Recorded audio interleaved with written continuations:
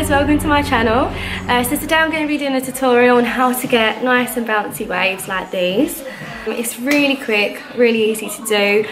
I've had a lot of people asking recently on my Instagram about how to do a step-by-step on this, so I thought it would be a good first thing to start off on. So today I've used my Babyliss tong, which is one of my favourites.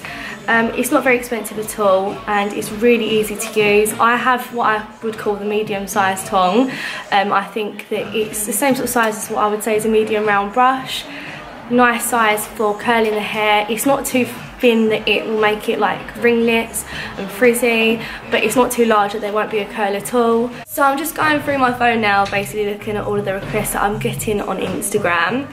A lot of requests from people are on the colour, the toning, the hair secrets, and then I've got a lot as well on curly blow dries and styling, so there will be a lot more videos coming up soon basically addressing them sort of areas. I have my little kit here which I've bought from the wholesalers, but obviously you can get combs, pintail combs, anything that's kind of got a pointy end you're going to want to use. You can get them from Superdrug, Tesco's, anywhere literally. Go to the shop round the corner, I'm sure they'll have a comb, and then you basically want to just section your hair. So what I usually do is a radial section, which is down from the crown down to the back of the ear, and then obviously just clip it out of the way.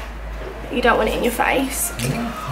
So I usually will put it there and then we'll clip, and that's out the way, and then basically going to section the back. Obviously you can't see the back, so it is a bit difficult. So to get the nice bouncy waves you have to make sure that all of the hair is going in the same direction. I usually do it so I part the hair down the middle, going down to the back, and then I make everything on this side go that way and everything on this side go that way, so that when I brush the hair through it all blends into one, but none of the hair is going in your face.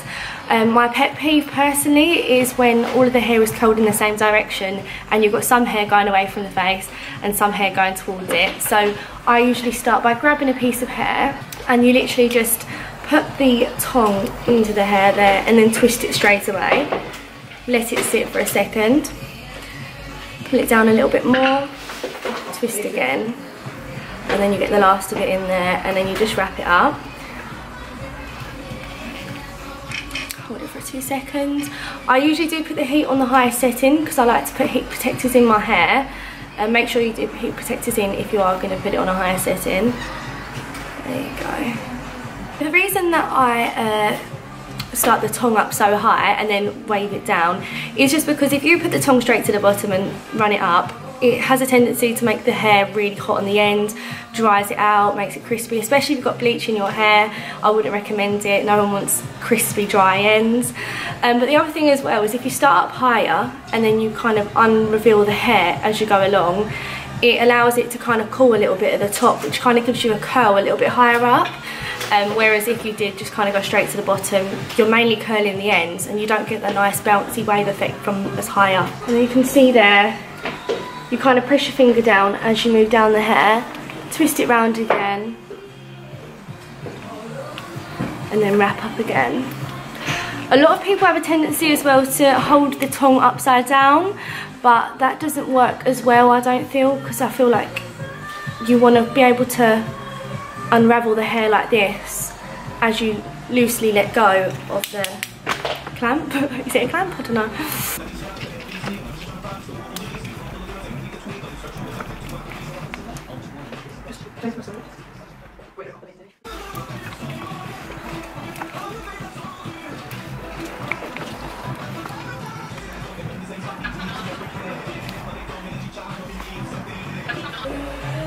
So now that that side's done, I'm going to start on the back right. So we're now going to go on this side, going to basically put the clamp in, making sure it's going away from the face. Going to twist it round, keep pulling. Because my hair's long, I have to twist it 3 times, but you may only have to do it once. And then twist it up like that. And then as you can see, I'm just kind of unravelling it, but letting it set a little bit as I unravel it, just to make the curls last a little bit longer. Wrap that round like that.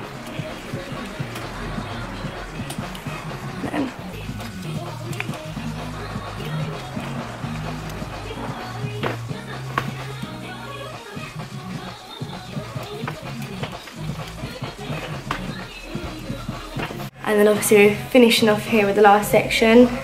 So again, following the pattern, going away from the face. When you do put the clamp into the hair, you want to make sure that it doesn't leave a mark. Twist around like that. If it's easier for you, you can hold the hair to guide it. And as I said, the front bit, usually some little pieces do try to drop out. Brush this through, a little bit like a lion.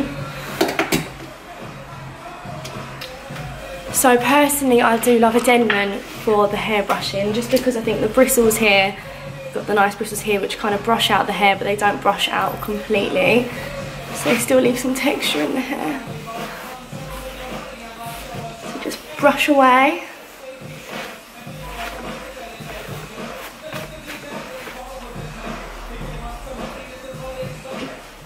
That's one side. You can curl this bit if you choose to. I tend to leave it here just because I think it makes my face look thinner, but I don't know if I'm just being hopeful. Obviously go on to this side. Just brushing it through. Nice bouncy shiny hair. I think when it is nice and bouncy and wavy, it does tend to catch the light a little bit more. And you can put some finishing products in there if you choose to. So to style my hair, I'm going to use Osmo, which is a blinding shine serum. I personally like serum myself just because I think it doesn't have as much of a hold as hairspray, but it makes the hair look extra shiny, especially when your hair is a little bit thicker. It just kind of gives that a little bit of moisture, especially when it's bleached as well. It needs that little extra kick. So I'm going to run that through, and then after I put product in, I always brush it through again just to make sure it's nice and silky. Make sure to not put it on your roots though, just because it will look a little bit greasy. Now I do understand if you do have naturally shorter hair or finer hair, it's going to be harder to achieve this look. But if you do use the tongs in the same way, or if you use a wand, which will be my next tutorial, you'll be able to see that there are other looks you can create, which is still nice, bouncy, shiny, but just not as long as this. You can see here it's got a nice shiny bounce to it, nice glamorous finish, and it wasn't that hard to do.